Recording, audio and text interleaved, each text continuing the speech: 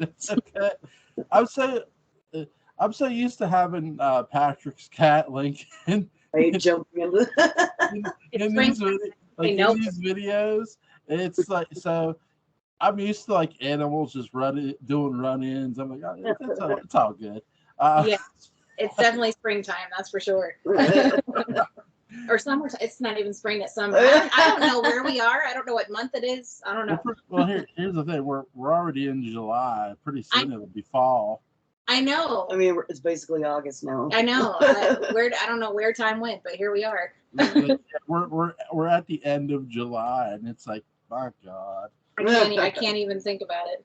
I'm resident of Color for YouTube, joined by Christen Pierce and Cara Tillitz from Between the Shadows and Dark Shadows podcast. We're here to talk about the 2004 unaired pilot of Dark Shadows. Yeah. So this is a bit different. Now they do start it off with music, but not the Dark Shadows opening music, which was an interesting choice. They do start this off on a train, but we don't get the front of the train veering at our asses. No, we get the side of the train in a faraway shot. Yeah. And then we zoom into this beautiful blonde girl who is Victoria Winters. And I had to do like a double. I'm like, wait, Victoria's a blonde now? So,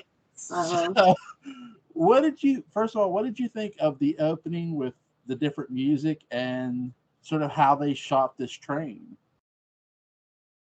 It was very Dark Shadows-esque with the train, because that's how we see just about every opening scene, no matter which interpretation of Dark Shadows we're watching, minus the movies, of course, because that's a whole other thing. But I thought the train that was done right. I think But when they go to Victoria, like, she's not doing the same monologue that we've heard over and over and over. It is something totally different. It's like it's Halloween, first of all. Like, they open the scene and it's October 31st, and I'm like, okay, nice touch. Very, very typical of horror, it's October 31st, something creepy is going to happen. But like her opening monologue, I thought was really interesting. Like, I didn't dislike it, but it was kind of a nice take on it from the normal, my name is Victoria Winters, my story is just beginning. Like, she gave that vibe off, like, yes, my story is just beginning, but here's why, and it wasn't like totally different story, but it was updated and modern, and I'm here for it. So I kind of liked that she didn't, instead of holding the letter from Mrs.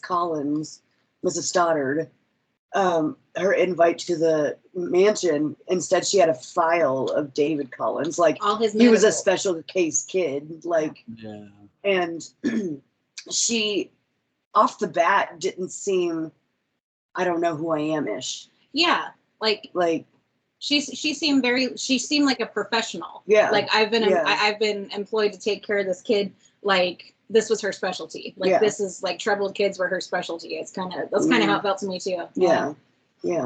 As somebody who has two special needs children, we had to bring someone into our home to teach our kids, and they were called TSSs. And that's what Victoria sort of reminds me of here a bit with this opening. Like, she has a file specifically on one kid. Yeah.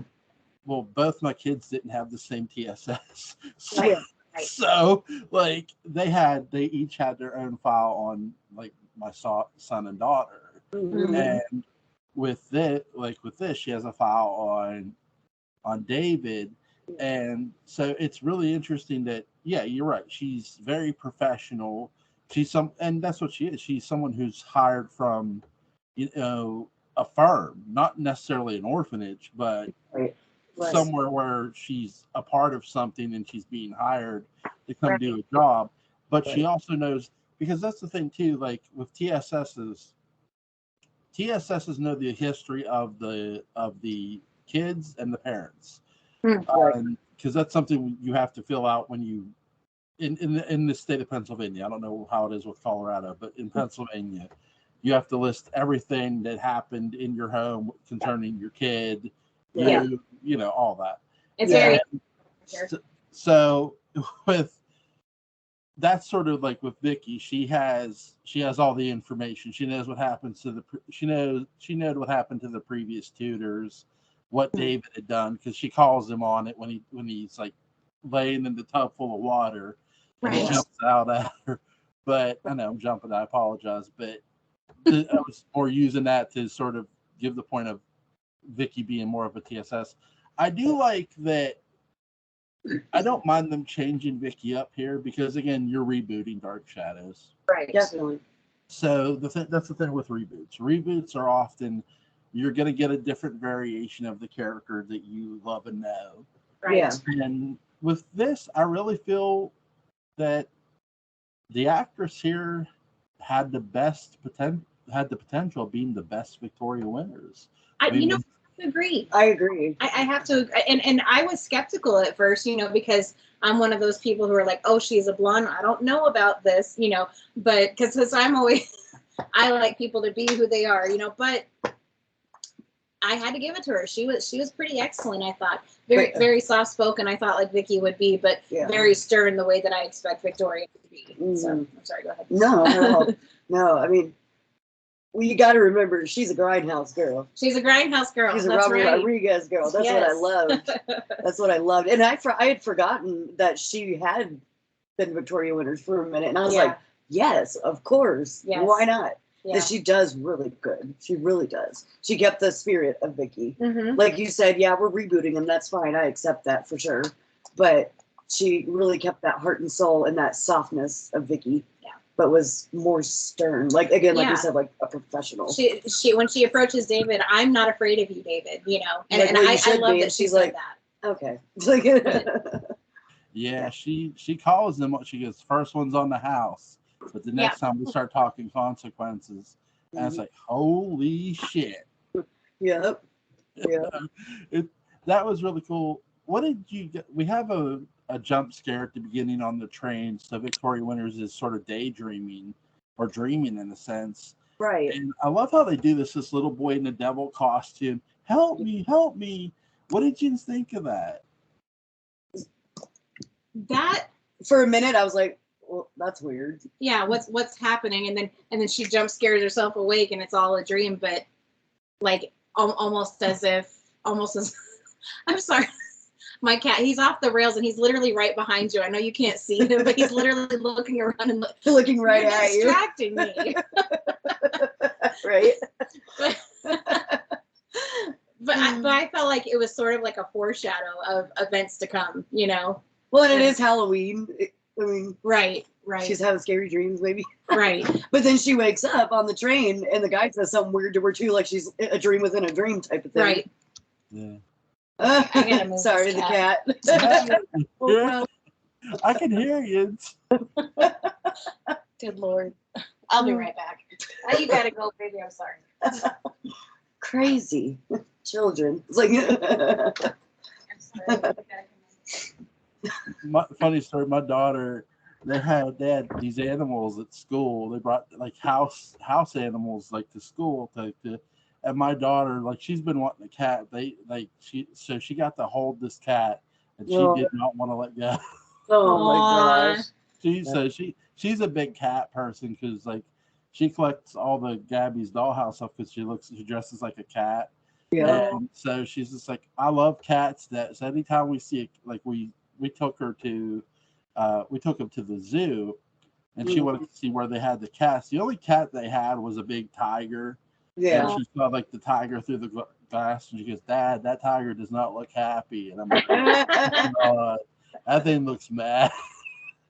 It was pacing around, but the guy next to her, like across from Victoria on the train. Yeah. I always think like again, because the thing of this is we're talking about an unaired pilot, so we have to sort of take what we're shown here and like where were they going for like the next episode and all that, but we don't get to find that out because this never got picked up. Right. But I always feel like there was more to the guy beside her because he's like, don't worry. She's like, I just had a dream. He's like, don't worry, they can't hurt you. And he sounded so sinister too. Completely. Yeah. I'm like, okay, they can't hurt you. Are you talking about the dreams? Or are you talking about the ghosts in the town? I don't know. What do you know about where I'm going? Yeah. You know? I thought for a second he'd be like Burke Devlin, and then he said that off the wall thing. I'm like, okay, they're not going there. Okay. But I loved, I mean, whether that's what they were referring to or not, I took it as from the get-go. I liked how they, like, it was the rumor of the town, the ghosts of Collinwood. Yeah. Already off the bat. I liked that. Just get it over with and let's get going on it. Right. I kind of liked that. Yeah. If that's what they were referring to. That's how I took it. Yeah. I like that. I liked it. Victoria gets to town, and she's very jumpy here. She lights are going in and out. It's raining. She's trying to make a phone call. She loses a quarter, and she picks up the quarter steps. And here's our good buddy Willie Loomis, Yes. who's a bit more of a hunk in this pilot.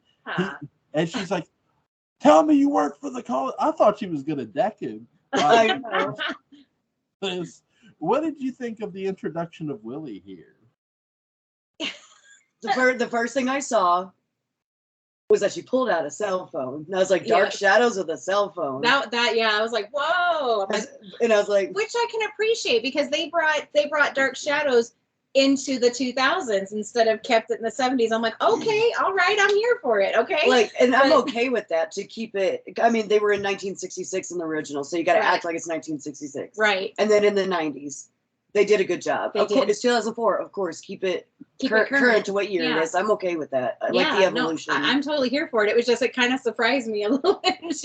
No signal, of course. Oh, yeah. You know, and I'm like, oh, of course. Yeah. Typical. I'm like, I had a phone like that in 2004. It's not the phone, it's the town. Nothing electronically works in the town. That's true. The house. That's true. Well, I like the fact that Willie, he was the same, but he wasn't creepy. It was just I don't even know the word. He was kind of like the dumb hunk. I mean, he was a typical 2004 dude you'd meet. Yeah, honestly. Going to the bar and drinking and he even had a girlfriend, having a piece on the side, and and getting in the car and just listening to some ridiculous music and just as he's driving down the road. I don't know. He was more like a Buzz. Yeah, he kind of from '66. That's how I took him, just a little less douchey. Yeah, yeah. You know what I mean? He felt like a college frat boy in this. Yeah. Yes, a frat boy. Thank you. That's a good word. He's like, oh, they call it Collinwood. You know, all these houses have names like Xanadu, and she's like, oh, didn't we pass the house? Oh no, that's the old house. It's all run down. Oh shit, we have the old house. That was a nice touch. Where she's like, oh, wasn't that the house? No, that's just the old house. I'm like, okay. You know, it wasn't like, oh, there's a house hidden way back there. No, it's right out there in the open. But no, I can only imagine what the house I'm going to looks like. Right. If you see a spooky old house in Dark Shadows, it means the Collins family most likely lived in it. Right. Right. That's the interesting part of this too. With this pilot, we only get the mention of two houses, where in the original series we get the Collins family have many houses. They have Collinwood, the old house. They have the Seaview house. Mm-hmm. So with the revival, we did only get the mention of two houses. With this though, we get a bigger mention of the gatehouse in this, and it's actually more used, which is sort of a callback to the original series in the sense of the cottage, if you will. Right. Morgan's cottage. Mm-hmm. And the sex scenes, and there's more premarital sex in this episode of Dark Shadows than in any slasher I've ever seen. I know, right? Lots of sex. like we got Willie's trying to get along with his girlfriend, or his girlfriend's trying to get along with him, but then she starts reading, hey, I found something out about the Collins family, about some fortune that's buried in the mausoleum. I'm thinking, oh shit. And because here's the thing, no guy, no horny man's gonna tell a woman no. Heck no. No.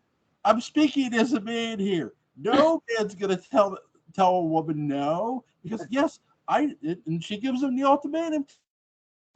She's like, either you go or none of this. If you go, I go. I would be lying as a woman if I said I never did something like that. I'm just in the sake for the sake of being honest here. I'd be lying. Julie Sains is in the same boat. Don't you worry. Don't let her fool you. We've all, even if she won't admit it, we've all done it. We've all done it. Oh my gosh. You better get this done or you ain't getting nothing. Yes, dear. Yes, dear. And you got to do it too. I do like, the one thing I love though, I love that because we didn't get this in the revival. We get a Professor Stokes mention. Yes. Yes. What did you think?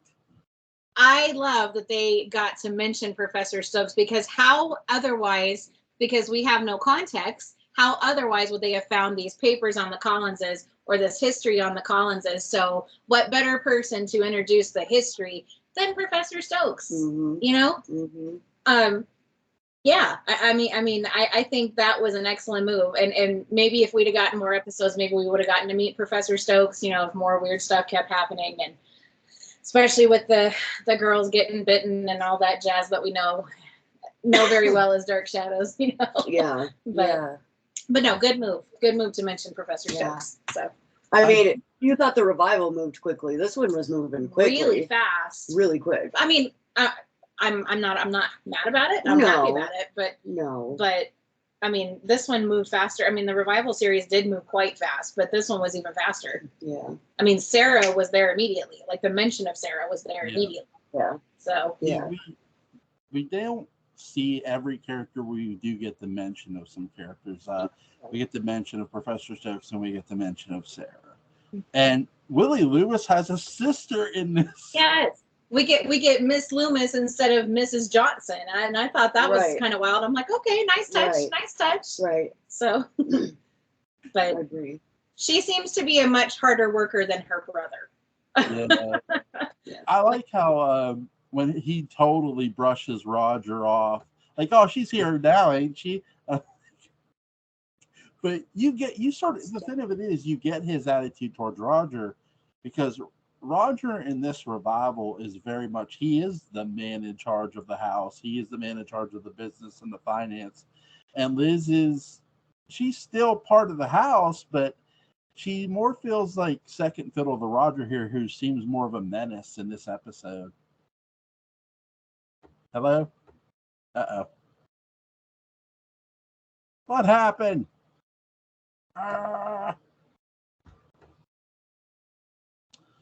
Not Skype. Come on. Hello? Hello? What happened? Uh-oh. Is that on my end?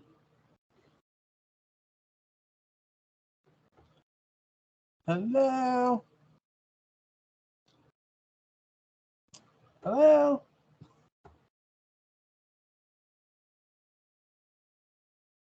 For a minute. Sorry, lost you there for a minute. Sorry about that. But I like how Roger is more of a menace in this episode. He's very much a ruthless businessman. He's more of a ruthless businessman in this episode, this unaired episode of Dark Shadows, than in any of the other two series that we've seen, which is really different from what we've saw. I mean, it's a touch of Lewis Edmonds, but it's really turned up. It's sort of Burke Devlin meets Lewis Edmonds, Roger Collins, turned up to 110 degrees, and I like it. What did you think of Roger here? I agree. We don't get I don't feel like we get so much of the hatred of David as we got early on in the original series from Roger, but there's definitely some coarseness, some just like a hint of cruelty, you know, like almost he's too busy for his son. He's all about, you know, he's on the cover of Forbes, you know, and it's like he's very devoted to his business, you know.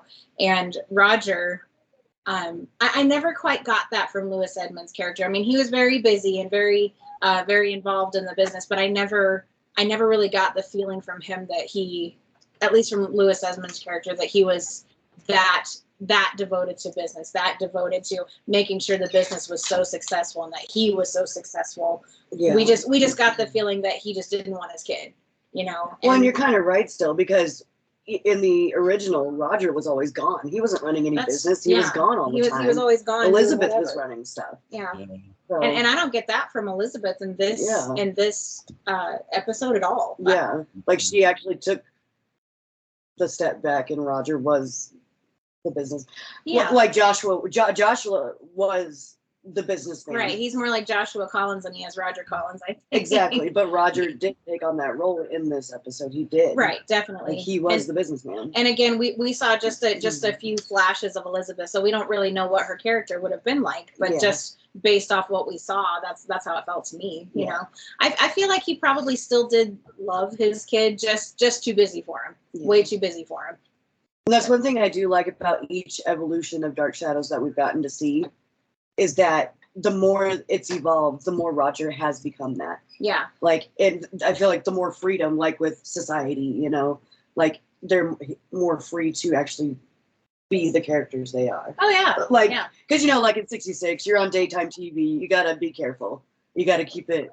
But as we evolve, like, acting has been allowed more things, and you know, more things are acceptable, and I think that's part of it, and I think that helped. That's how they justified all the premarital sex. Exactly, though. Exactly. But yeah, it's true for sure. Yeah, so, I agree with that. It's funny because a friend of mine, he watches daytime soaps, and I said, and we were having this discussion about wrestling. He goes, why? He goes, why is wrestling? They say it's their sponsors will dump them if they have edgy stuff on there. I said, you watch daytime soaps, right? And he's like, yeah. I said, do they not have sex, drug reference, gun reference, and violence on your soap operas? He goes, yes. And I said, who's their sponsors? He goes, you're right, they have sponsors. I said, no. I said, their real sponsor is you, the audience. Exactly. Yeah. Because you're watching them. I said, look, sponsors are just shows excuses to be fucking lazy. Yeah, okay. Like, oh, we can't have violence because we'll lose Snickers. Who gives a shit? That's exactly it. That's like, how you get tricked into not being what you want to be. Exactly. That's the best thing. That's what. Okay, I just have to bring this up. So Futurama came back today to Hulu. And I love that it came back to Hulu and not one of these other networks that picked it up before, because there was so much that they weren't allowed to do, and there was so much that they caught crap for. But now they're on Hulu, so I'm really excited to see what they're going to do. But that's kind of like the same basic. That's why you work independently and not for Hollywood. Exactly. Because you can do whatever you don't want to censor yourself. And hurt your product. Yeah, exactly. And that's the thing too. Like, Dark Shadows was really good at walking that line in the 60s. And here in modern time, they're not having to walk such a tight line. They're able to have some sex scenes in this episode. And they're with Roger here, I get the sense that he just did not want to be a father. Yeah. He didn't. I feel David is more of his happy accident, if you will, more so, where we also get a mention of David's mother in this episode, that she's in a mental ward, which is interesting. Yeah. Elizabeth, I get the sense she's somebody who looks at David sort of the way Elizabeth looked at David in the original series. She looks at David like a son. Yes. Very much cares for him like a son, wants to get him the help he needs, which is why Vicky's here, which is why those other tutors were here too. Like, they're not here no more, but Vicky's here. So, and you get the sense that she's more warming and welcome. And I love what she says too in this episode. She says that sometimes a lie is better, and I'm like, that's really interesting. Yeah. And it feels like even in the original 1966 series, the Collins kind of lived that. The lie is better than facing the truth, living the lie. And even if they never came out and said it, there's so many of the Collinses I feel demonstrated that. They were all, every single one of them were living a different life. Yes. Like Elizabeth with her husband, Roger and Burke Devlin, this Laura stuff. Like Barnabas with his vampirism. Like everybody was living. Julia under the guise as a historian. Everybody was living some kind of lie. Jeremiah and Josette. That's, I guess maybe that's a soap opera for you. I guess so, but it's interesting that she said that, because that is the Collinses in a nutshell. But they had something there, because like you said, they kept that, like, everybody has their own torment they're living with. It's like if you were coming in and watching this show without watching any of the original, the revival, the two movies, if you knew nothing about Dark Shadows, that one line sums up the whole show, I think. It's easier to live the lie, I think. But it made you instantly think back to the 60s series. Like that's Dark Shadows in a nutshell. That's the Collins family. That should be the motto of the Collins family. Really, it is. Collins family history is a prime example. The entire published book is a lie. I said that to somebody. I said, listen, when a friend of mine, Daniel Culver, when he started Dark Shadows way back when, he's actually like in the 300s or 400s now, and he's like, I was like, listen, they're gonna mention this Collins family history book in this show. I'm like, I said, there's some accuracy in there, but not a lot. No. No, it's the fabrication. Don't you believe a word of it. He's like, oh, thanks for the heads up.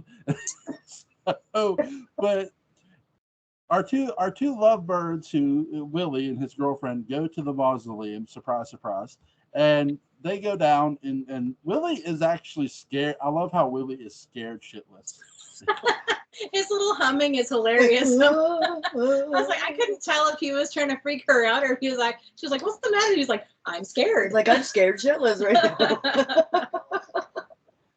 That was great, but it did feel some like what Willie would do. It kind of reminded me of the 90s Willie. Yes. He was like, yeah. I liked it. I was. The girl cuts her hand on the statue. Willie pulls it down, and this cut causes bleeding. They open Barnabas. The chains just completely rust off, so there's no need to completely use the crowbar. They open up the coffin, and there's a body in there, and there should be. It's Barnabas. He's basically withered away here. His arm folded like this, like he's Dracula. Yes. I love how blood gets right near the mouth, but not in it. It makes sense, though. You know what? I have to say that this way that they did Barnabas in the coffin and the way they brought him back, I thought was clever. I thought it was great. Like it's not the usual Willie opens the coffin and there's the hand. That's what we're all used to. But instead, the cut from her hand gets on his face, kind of drips into his mouth, and then all of a sudden his eyes shoot open. And when Julia was doing the experiments on Barnabas and he got old, the fresh blood is what brought him back. Is what made him young again. I thought that. I thought it was genius. Clever. Yeah. I mean, gave us Interview with a Vampire, and that sure did. Like that's. I mean, I think that's where they got it. Like, and as he's draining Willie's girl from all of her blood, her face just gets withered and withered and withered. Yeah. I thought, woo, that was great. Well, and how long did it take us to get to that point in the original show? They used it right off the bat. And it was great. It was great. I liked it a lot. Willie's terrors he watches helplessly too is really good. Yeah. Yes. Yeah. He's not coming no more, but he's I think he's even more scared. I like how all the gold is pouring out. It's pouring out, yes. It's pouring out. Like, yeah, Barnabas is one rich dude now. Hey, why not? It's a really great nod to both the 91 revival and the original series with the money. Yeah. Because we saw Barnabas in the original series have these box of jewelry, and in the revival series we saw where Ben Cross's Barnabas there was a secret compartment full of gold coins and jewelry. So I love what they do here. It's still a secret compartment, but it's a bigger secret compartment. Right. Really cool nod. just awesome. You can tell Dan Curtis was really had his hands on a lot of this, which is cool. Unfortunately, he did pass, like, I think not too long after this. Right. But with this, Barnabas obviously, he drains the girl. Here's a good question I have for you. What did you both make of all the red lighting they used? Say it one more time. The red lighting. Sorry. It was a nice. It was a nice touch. You know, I think that they probably could have gotten the point across either way, but the red was kind of a nice touch. You know, but I don't know. I guess I'm so used to the 66. You know, that I'm like, let's just see the blood. Let's just see the blood. You know, but this is kind of why we do this to ourselves, to not be so biased. Right. And it's really hard. It is really hard. But it would have been really, if they take the red lighting away from like the love sequence, like, because there's no sense for it there. Right. Like, I get, like, in the introduction of Barnabas, him standing in the red light, I understand you don't want it shown what he looks like. They're sort of going, instead of having somebody look at him from, like, you see Mrs. Johnson's face and how shocked she is, you're sort of trying to get to reveal that he looks like the portrait. So I get why they use it, the red lighting there, to sort of camouflage it until he gets in the house. Right. Again, if you watch this in black and white, if there's a way, like, it's much more better, like, in black and white than it is in color. If there's my suggestion for I am for the folks that run Dark Shadows. Release this episode in black and white. I'll buy it tomorrow. I'll buy it. It's that good to watch. So I don't mind the red lighting. I do wish they would have toned it back a bit. I agree. That's my one little nitpick of this episode. I don't feel like they're doing it to piss anybody off. Because that's the thing. Like, I'm not a filmmaker. I can only judge what I see. Like, there's times like blue, like the best lighting I've ever seen in horror is blue or green. And like when you watch a John Carpenter movie, when you watch John Carpenter's Halloween, you'll see they use a blue light to reveal Michael Myers standing in the dark. He's behind Laurie Strode. Or when you see the inside of Brackett's police car in Halloween 2, they use green lighting. Right. And it's done beautifully. With this, the red lighting it feels very loud, and it's sometimes it's not completely overshadowing what they're doing, but it somewhat is. Yeah, it feels a little obvious at times. Yeah. So I don't know, but I got to get my crush out the way. Kelly Hu in this movie.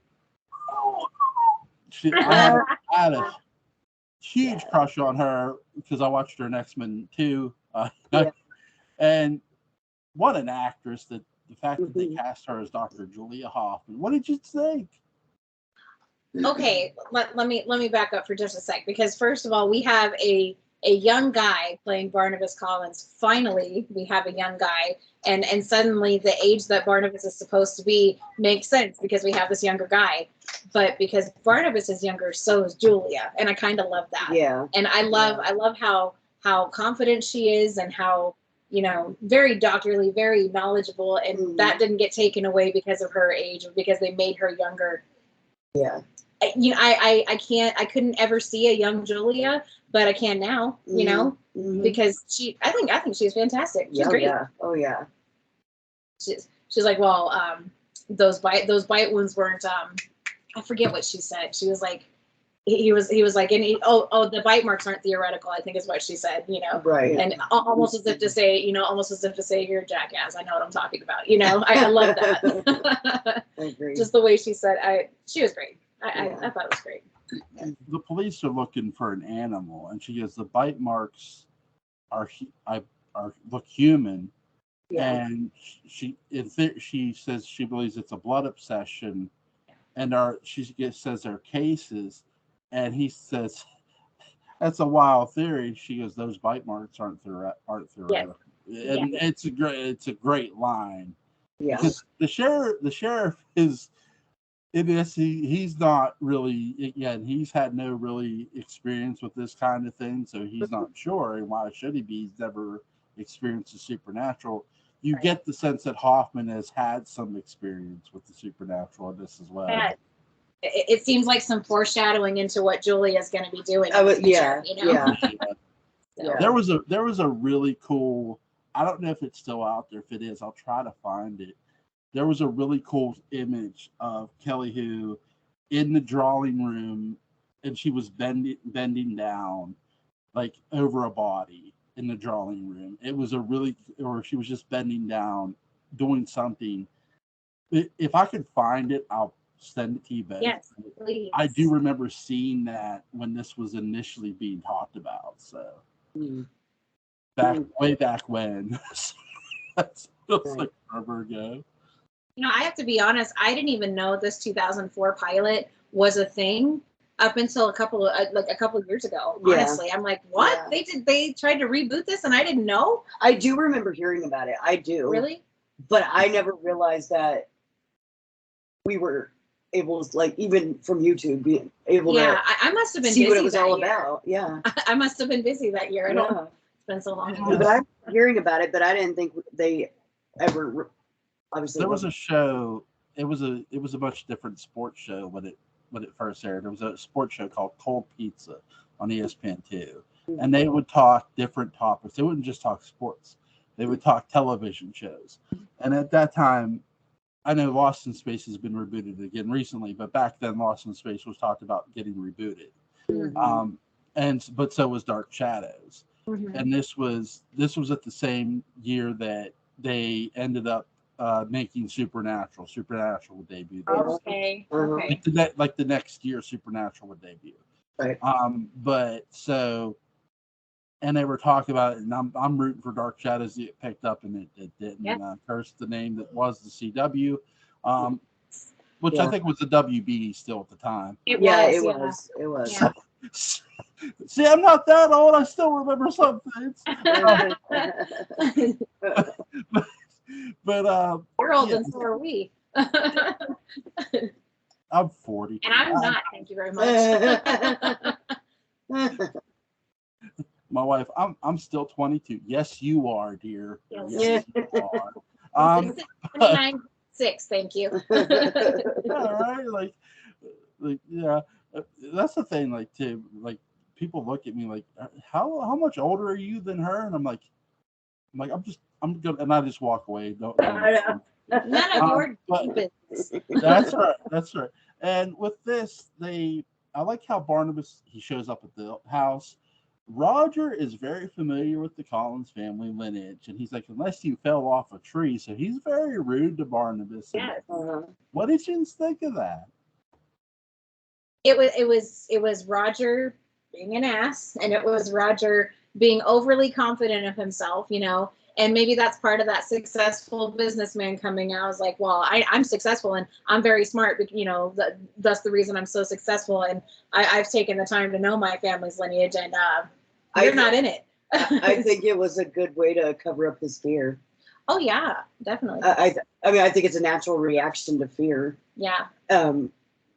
Being like you said, him immediately, well, I'm this, I'm that, and I think it was a good way to cut. I don't think he had ever been scared shitless like that before. Yeah, exactly. Or threatened to a point. And when Barnabas says, "I want to redo the old house," well, once you throw money into it, you'll never stop. And Barnabas comes back with, "Money's no object." Like, and I think that hit Roger where it hurt. Yeah. I thought that was great. Definitely. He's like, gotcha. But you have a game of one-upsmanship between characters, which is really fun to watch. Oh, yes. I love the chemistry between the both of them. They both did a great job of sort of bouncing off each other. And I love how Liz is like, Roger, like, she's like trying to like be polite, this is our cousin. And you can tell. I love how the portrait's just hanging there.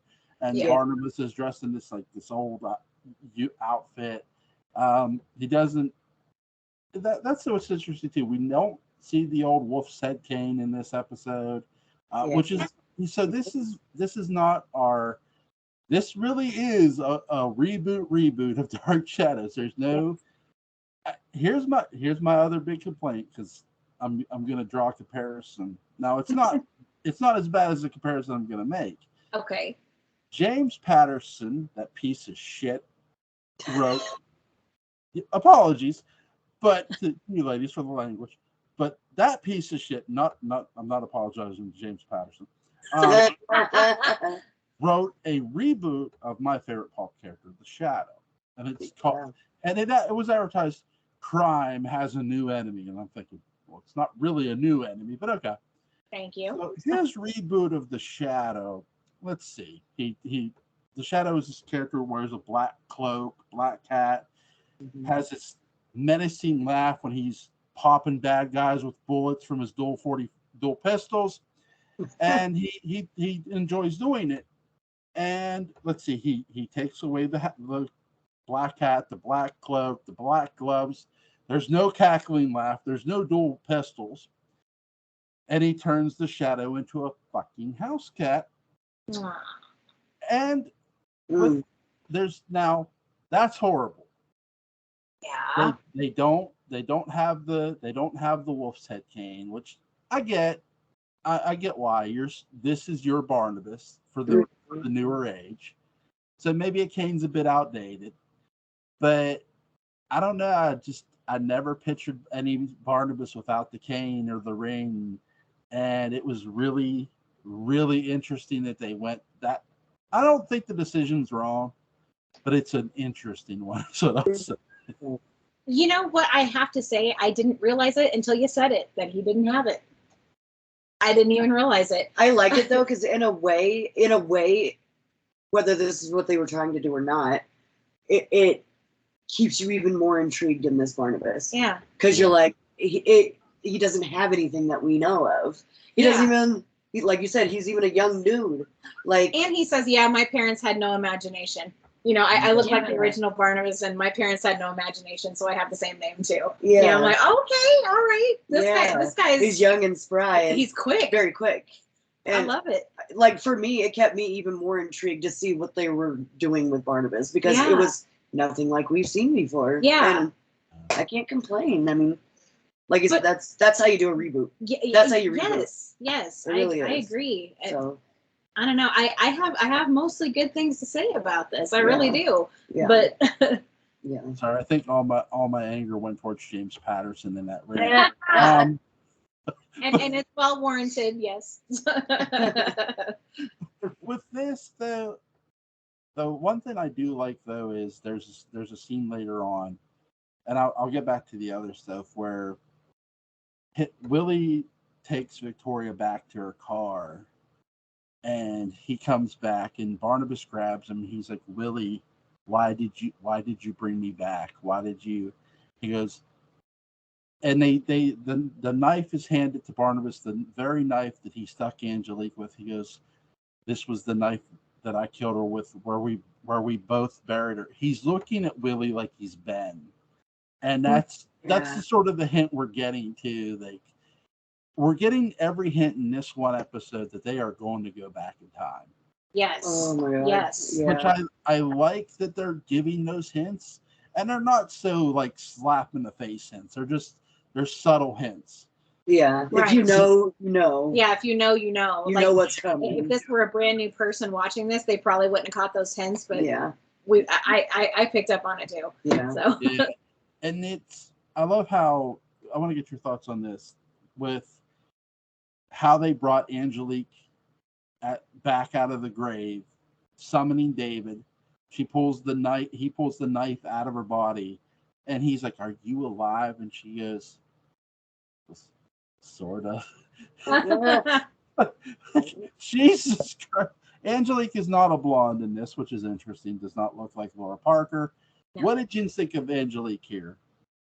You know, I wish we had gotten more, but it's kind of like, as far as like the blonde brunette thing, they kind of flipped her and Josette. You know, Angelique's got the brown hair, but I'm not mad about it. You know, I'm not mad because she was more than just sinister. There was some evil it just in her face, just in the few lines we got from her, you know, and it's like, oh crap. And I knew like right off the bat, I'm like, this isn't Laura. I can tell you this isn't Laura, you know, because David's mom was mentioned. I'm like, it's got to be Angelique. Yeah. It can't be Josette. It's way too evil. There's way too much demonic sound in her voice. I'm like, this has got to be Angelique. It's got to be. And I don't know. She gave me some shivers. Yeah. But Yeah. but I mean, you pretty much hit it on the head.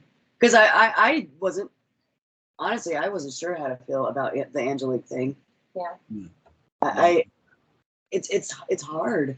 I wasn't hard. even sure we were going to see Angelique when I first saw this. I wasn't even sure we were going to see her. Maybe in that's this what, first maybe that's episode. why, because that was really quick. I'm thinking to myself, I'm going, surely not already. We're gonna see her like immediately. Well, and again, you just said it. You're like, oh, they didn't mention Laura. I mean, they did, but They said David's mother, and we know. But if I heard correctly, and correct me if I'm wrong, it was very quick, and I think Vicky was talking to somebody, but she was talking to I can't remember, but they were talking about David and his dream.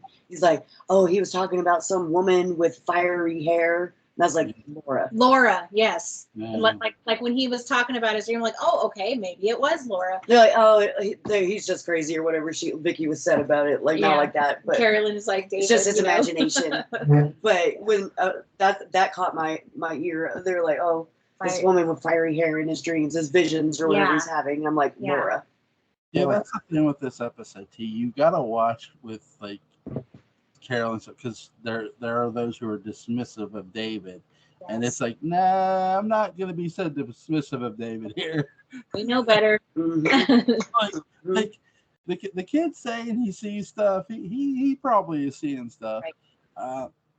I initially thought that they were gonna sort of pull the Phoenix in this, in a sense that just because they say a character's in a mental institution, well, that character could have got out. We didn't know about it. Yeah. But I'm with you both. I was shocked that they went Angelique this early.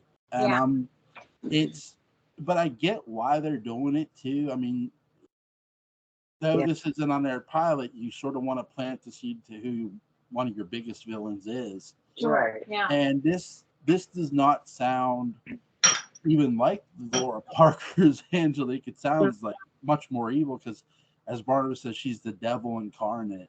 Yeah. Which is like, holy Jesus Christ. But he's not afraid of her. I get he's not afraid of her, but he's worried about what she might do to other people. I did like that attitude, frame of mind with Barnabas, like you just said. He wasn't afraid of her like like Jonathan Fritz. Yeah, he didn't cower to her, but he was concerned. Yeah. She's the devil incarnate, you know, and that was. You got to know what you're dealing with. Yeah, exactly. I like that. Yeah. And I like how he doesn't want to tell Vicky what's really going on. He wants to keep it to himself until he finds out. Yeah. Like he sees it for himself. Like he sees her. So I like what the writers are doing there, like pulling back a bit to where they're not laying all their cards on the table. We're just laying enough to get past this episode, which is smart. Right. So I give the writers a lot of credit there. And I give I know the director gets some flack, but I give him some credit here because I love the scene with Victoria and Barnabas in the old house. How he shows her Josette's portrait and how she looks just like her. I know they're taken from the revival, and which is cool. And they're also taking a bit from the Maggie Evans arc a bit. So what did you think of that? I like that was unchanged from the original series because I'm a girl and I'm a romantic, and I love that. I mean, even down to, this room is exactly like it was, 200 years ago. I had to pry the door open. Nothing's been changed. I actually really enjoyed that from the revival series, so I'm glad they brought that back. Yeah. And I actually like that the portrait of Josette looks exactly like Marley Sheldon. I know. Looks exactly like her. So so this updated modern Dark Shadows, we finally learned how to make them look exactly like them, Yeah. But I don't know. But yeah. I don't know. Yeah. And I thought they had great chemistry too. Vicky and Bart. I don't know what the guy who plays Barnabas. I don't know his name. I don't know his name. I forget. I know the actor. Like I know who he is, but it's like you know people from certain things, but you don't know their name. No, I thought it was brilliant. Yeah, so. A touch of the original that there was nothing wrong with. Yeah, it's not like they tried to copy it word for word, but some things they left in there, and that was one of those things that I thought deserved to be in there and fit great with even with the updated Dark Shadows. It still fit exactly where it should have. And I think the only reason every Evolution reboot of Dark Shadows we've seen keeps that tiny touch of the OG is because Dan Curtis always had his hands in it. Yes, always, definitely. Otherwise, I think it could have gone off. That's why Tim Burton's thing went off the rails. Completely went honestly, off the rails. I think honestly. Yeah. But that and they had a shitty writer too. Yeah. Soundtrack was great, but that's about it. It is what it is. Yes, Miss Parker, you see that this script here is shit because our writer's a moron. So can you please write us a way better script because we've read your books and your books are amazing. They really are. I don't know why we aren't doing this. Why aren't we asking Lara Parker to write these? and if that's the case, just make a movie of her books. Exactly. Yeah. Be fine. Because the books were amazing. Amazing. That's the one thing that gets me to you. It's like you had Lara Parker, you had the original cast there for a cameo. Mm-hmm. And I think you had this script done and all that stuff, but when you're reading that script and how awful it is, if I would have read that, I would just be like, shh. I know. This part, can I speak with you, please? Yeah. I will pay you Johnny Depp's salary to write it. Right. Like, it's crazy. It was a fix. There's a train in that movie, and the movie's a train wreck. I will say this. I'll give it this. It has a great score. Danny Elfman, obviously. Of course, it's not Danny Elfman at all. Please. Yeah. And they had really great sets. They did a great job with their sets. Yeah. I will give the movie that. For as much fun as we have ragging on it has its moments. Yeah. But with this one, with the 04 Unaired pilot, what did you think of Joe and Carolyn getting it on here? Well, it was kind of like a nod to Dark Shadows, the beginning. Mm-hmm. Except I don't think Carolyn in the beginning probably would have seen Joe like that. And I kind of got the feeling from that we weren't going to have a Maggie Evans. Yeah, which is fine. Didn't feel like we were going to have the Evans at all. Yeah, I mean, because granted, this was the pilot, and we meet different characters down the road. Yeah. But Maggie wasn't, because they went with even in the revival. I mean, yeah, Maggie was still there, but they kept her, but they could have not even kept her in the revival because they replaced everything she was there for as Josette. They gave it to Vicky. Yeah. So I was kind of okay with the potential notion that Maggie wasn't even in it. Yeah. Which is fine. Yeah. Because if there was nowhere to fit her in, then that's okay. Yeah. That's okay. If I could have changed one thing about this 04 Unaired pilot, it had been taking the sheriff, and instead of making him a man, make it a woman, make it Maggie, and have her be this sort of cowgirl gunslinger, where she like, Doc, just tell me who's doing it so I can put a bullet in them. Yeah. Okay. I dig that. I dig that. Again, I'm a Western fan, so. No, but Maggie with her spunk would have so fit in that role as the town sheriff. Yeah. If she couldn't be the town sheriff, she should be the town bartender in the Blue Whale. She could have done either. It is shocking that they don't have Maggie in the pilot.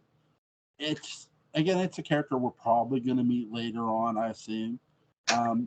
Because again, this was an unaired pilot, and when you're going to pilot, you're more. It's more about you're laying pieces now for the pieces that are going to come later. Though we don't get a mention of the character at all, it doesn't mean that the character's not in town. We just haven't heard of her. Exactly. I really, really enjoyed Joe and Carolyn's love angle because it's something. In the original series, it was more of a farce. Yes. It was like an arranged thing. She was just doing it for somebody else. Yeah, and with this, you get here's this two horny teenagers who just want to be together, and it's a great. Yeah. But it's like, and I'm like, oh, Halloween's over, and then she gets attacked by Barnabas, who was hanging up and out in the sky or up in the tree, whichever you want to use, and that's sort of where we finally do get the introduction of Julia Hoffman, which is cool. Again, we talked about that, but at the end here, after Victoria leaves the old house, she's driving back in the rain, and well, Angelique, silly her. She doesn't know what it. Maybe she's just never seen a deer in headlights, but she acts like a deer in headlights. And Vicky hits her with the car, and Angelique sort of. You sort of do hear Angelique taunting her as she's driving. I should set that up, but when she hits her, she goes. Then she hits her and she goes to the window and Angelique's like, "He's mine." I'm thinking, yes. What did you think of the two things? What did you think of the end? And if you could change the ending to anything else, what would it be? Oh my God, you go, because you had an opinion about this one, so you go. Okay. Oh my gosh. It scared the crap out of me, first of all, because it wasn't just, you hit this woman and she's alive. And, I expected the peekaboo, here I am. But the way her face was, the way her voice, just like distorted on it, was like, okay, he's yours. No big deal. Exorcist level. I was like, oh my God. It's like many fish in the pond here. I'm good. so it scared me. And you're like, who? What are you talking about? So you see that, you can't have him. He's mine. And then credits, you're like, wait. What just happened? I wanted to see what was happening next. I'm like, you didn't even get a scream from Vic. Well, I guess you did get a scream from her, but like that was it. And I was like, I mean, just because of the cliffhanger, that was probably the best part of the whole episode. Yeah. Of the cliffhanger, that would have made me come back. I'm like, hold on, what? Yeah. But oh my God. Yeah. So I'm trying to think of how maybe I would have ended that, because that was pretty great, I mean, cliffhanger and all, but I don't know. I think I don't know. That's a hard one. Yeah. Because it's so. I would have maybe have liked to have seen, but we would have needed more time for this. It's something along the lines of, they're starting to wonder why all these bodies are starting to pile up, why people are getting hurt. And, they start thinking on the idea that it could be supernatural. And then, all of a sudden there's we got to get help. We got to get help. We're out of our element here. And then, knock on the door at Collinwood, they open it up. Hi, I'm Professor Timothy Elliott Stokes, something like that, Yeah. But the ending they did give was pretty great. So I don't know. It's real hard to say. I mean, I guess we were talking kind of about it earlier. I wish they would have. I wish that it would have been Laura in the street, escaped from the asylum. Yeah. I wish it would have been her. To be honest, before we even touch on Angelique, they were moving so quickly. I wish it would have been Laura. Yeah, Laura would have been a great way to go. Walking in the street, escaping from the asylum, bang, she's smacked. Yeah. And then. Yeah. I mean, she still could have said exactly what Angelique said. Yeah, exactly. You can't have him. Apparently, she's crazy. Apparently, that's how they're playing her. I wish it was Laura. I wonder if she would have been a phoenix, or if she would have been like the original story Bible portrayed her as just a drunk woman. But just that one line again. What they were saying about David's visions is that they were headed towards the phoenix, and I wish I could have seen a 2004 version of somebody's imagination of a phoenix. Yeah. For the show, I wish I could have seen that. That's what I would have done. That would have been cool. So, I'm going to borrow from a story I wrote. So I did this in my revival continuation, where Laura Collins was in an asylum, and she was sitting in her padded room, and she just withered away into ashes. Yeah. And then she came right back as she was, but she was completely naked. And the nurse came in, Mrs. Collins, are you okay? Touches her. And then the woman that touches her, the nurse, catches fire. Mm-hmm. And then the room starts going up. And then she smiles and then turns into a literal phoenix and flies out the damn window. And the whole half of the whole building catches fire and everybody dies in the fire, so nobody knows what happened. And they just so that's something they could have went with. Totally. Also, I would have loved for her to be driving along, and for whatever reason, she just keeps getting this urge to stop the car, and she stops and she starts walking through the woods, and she comes to Widow's Hill, and she sees the ghost of Josette jump. Wow. Would have been a nice touch, since all the mention of Josette at the house would have been nice. Yeah. I mean, and I agree. They mentioned Stokes, and I sort of thought that we were going to get Stokes by the end of this, because hey, your student's not your student's dead. I'm sure that got back to you. Yeah. You know, I sort of thought we were going to get a knock on the door and we were going to get Stokes, and I would have loved this. You know, that's a great suggestion.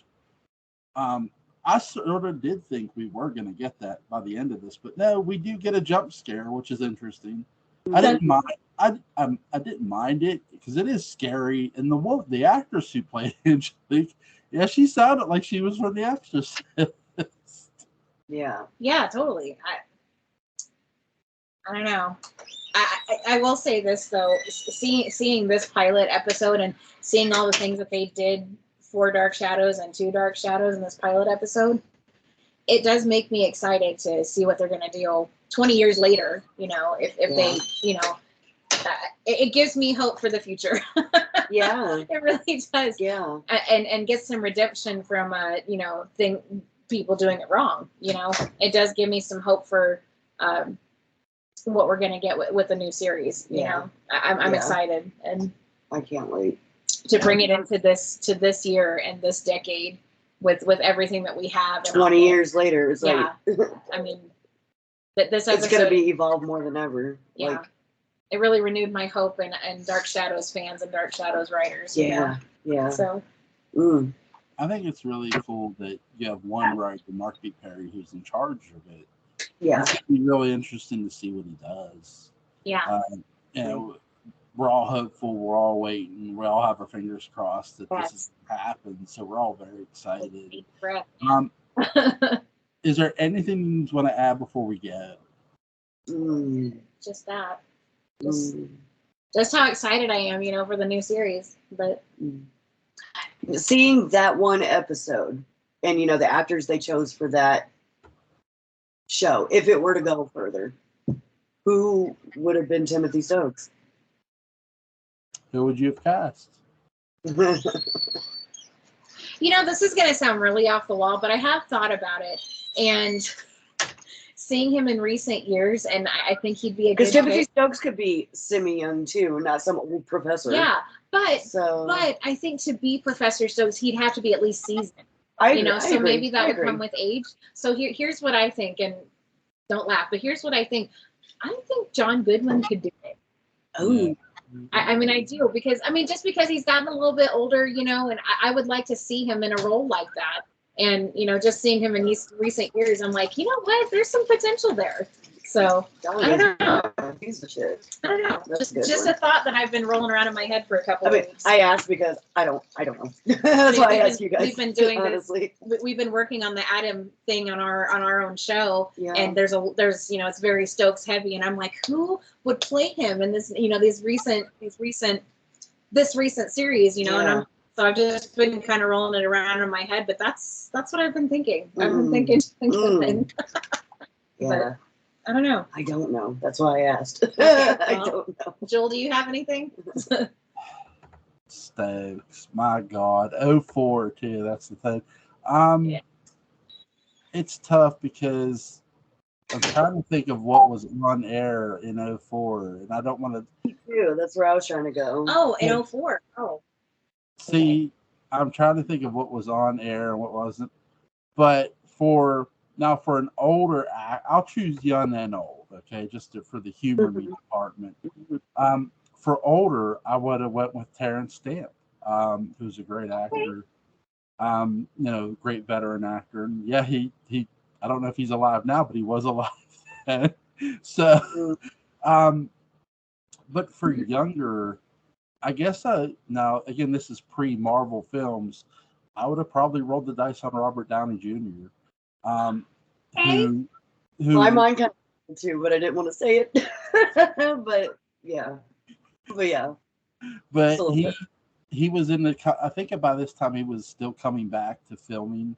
I know he did U.S. Marshals, and he was coming back to motion pictures.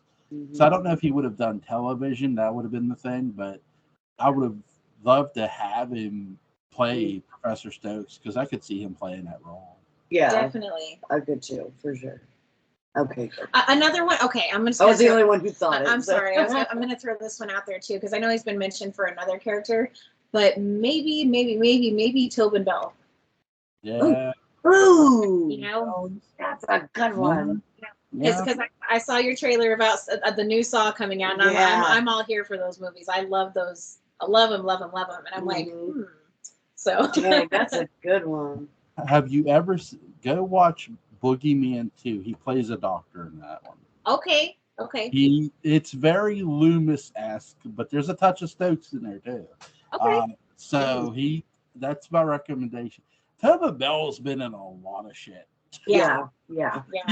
He's like pushing. He's like over 80. He's been in a lot of stuff. I remember when he was in an episode of Seinfeld. Yes. So he actually has played some pretty shady characters too. Like he was in what is it, the movie where Clint Eastwood's guarding the president, and he plays this guy that Clint Eastwood ends up arrested. So he's had the minorest roles and some big roles too. So definitely. His career's been interesting. Well, another one too, for if you want to go like youth for Professor Stokes, or who would have been at the time, though I think the show was on at the time, was Hugh Laurie. Okay. Yeah. But so he'd have been too obvious. But I want another person too, though.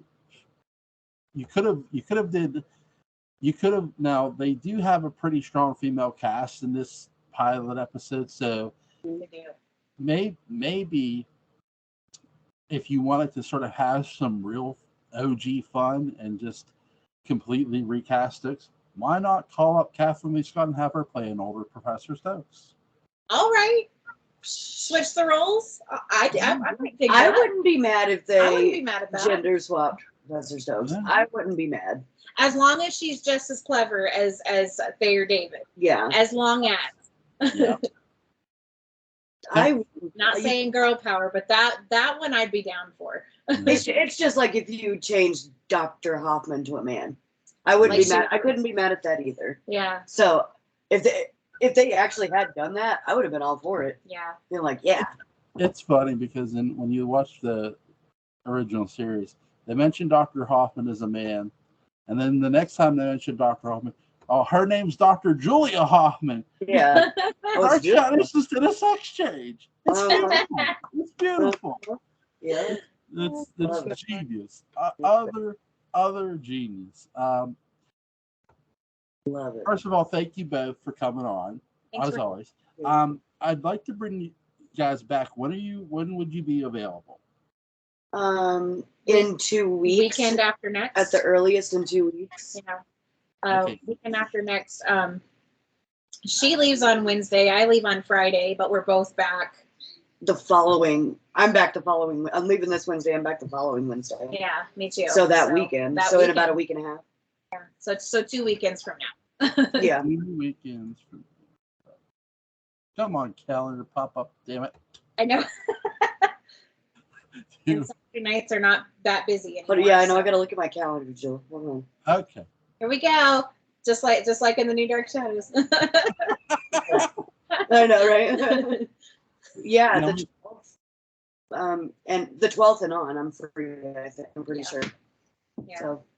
Okay. Yeah. All right. So how's the 13th, which is the day after the 12th? I'm setting my calendar. What? Sunday the 13th.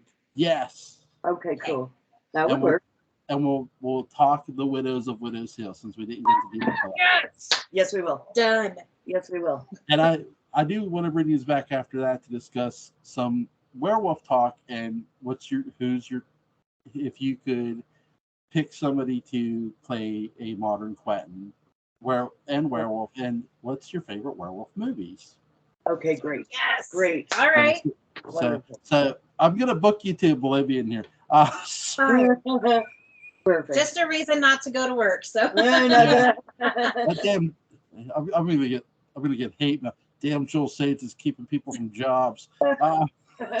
Please, you're doing us a favor. Our new job's not as fun as our last one. My wife was like, "Why are you keeping the people? What's wrong with you?" I'm like, "You know what's wrong with me, honey. You know." But she goes, "I know." It's funny. She goes, Julie goes, "I'm crazy." I'm like, "Well, you married me." She goes, "Yeah, that pretty much sealed the deal there." Oh my God! But yeah, thank you both again for coming on. So Sunday, July 13th, the ladies will be back. We'll talk to Widows of Widows Hill. Link to their channel is going to be in the description box. Is there anything else you want to plug? Plug the podcast, but we need to throw out more episodes. So. Yeah. We're working on it, guys. We promise. Yeah. Link to Between the Shadows, the Dark Shadows podcast will be in the description box. Ladies, you have a great night. You too. Bye, Joel. Bye. Bye.